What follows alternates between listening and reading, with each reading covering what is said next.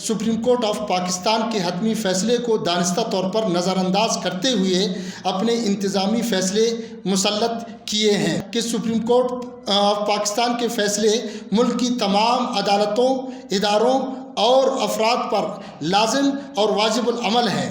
Article 9 ہر شہری کو زندگی اور آزادی کا حق دیتا ہے، جس میں روزگار کا حق بھی شامل ہے۔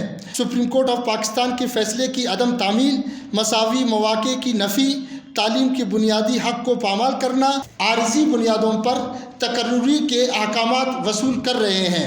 سب سے پہلے ہم ایس بی کے سینٹرل کمیٹی کے تمام ممبران بشمول تمام ڈسٹرکٹ پریزیڈنٹ جو یہاں پہ موجود ہیں، تمام ضلعی امیدواروں کی جانب سے 1 مارچ 2025 کو پولیس کی جانب سے کوئٹہ پریس کلب کے اندر دعویٰ اور پریس کلب کے تقدس کو پامال کرنے کی شدید الفاظ میں مذمت کرتے ہیں اور آپ کے شانہ بشانہ کھڑے ہیں۔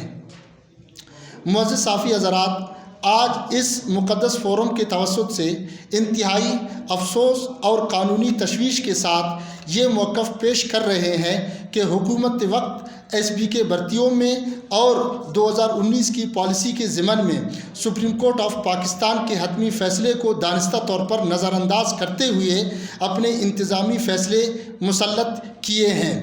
یہ عمل آئین پاکستان 1973 کے آرٹیکل 189 کی کلی خلاف ورزی اور عدلیہ کی توہین کے مترادف ہے۔ ہم واضح کرتے ہیں کہ آئین کا آرٹیکل 189 قرار دیتا ہے کہ سپریم کورٹ آف پاکستان کے فیصلے ملک کی تمام عدالتوں، اداروں اور افراد پر لازم اور واجب العمل ہیں۔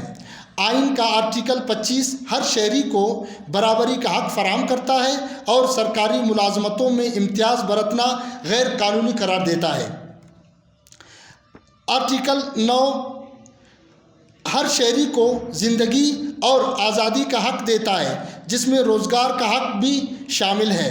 آرٹیکل 25 یہ ہر بچے کو مفت اور لازمی تعلیم کا حق دیتا ہے، جس کا براہ راست تعلق اسکولوں کی بندش اور اساتذہ کی دستیابی سے ہے۔ لہٰذا سپریم کورٹ آف پاکستان کے فیصلے کی عدم تعمیل مساوی مواقع کی نفی، تعلیم کے بنیادی حق کو پامال کرنا اور حق کے روزگار سے محروم رکھنا سنگین آئینی خلاف ورزیاں ہیں۔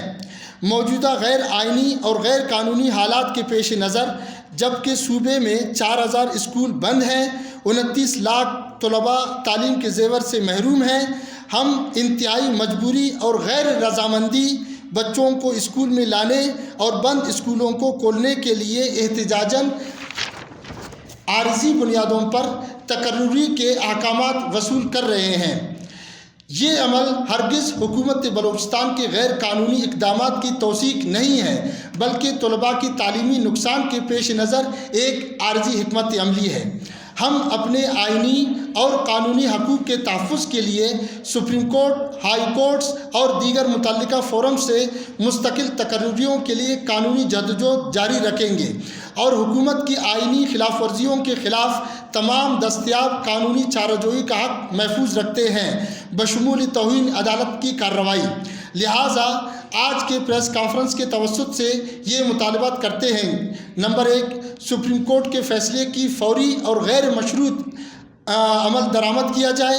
نمبر 2، تمام بھرتیوں کو مستقل بنیادوں پر آئینی اور قانونی طریقے سے مکمل کیا جائے۔ نمبر 3، طلباء کے تعلیمی نقصان کے ازالے کے لیے فوری اقدامات کیے جائیں۔ آخر میں ہم وکلاء برادری، سول سوسائٹی، میڈیا اور تمام آئین دوست حلقوں سے اپیل کرتے ہیں کہ وہ ہماری اس پرامن اور آئینی جدوجہد کا ساتھ دیں تاکہ ملک میں قانون کی بالادستی اور انصاف کا بول بالا ہو۔ آپ تمام دوستوں احباب کا شکریہ۔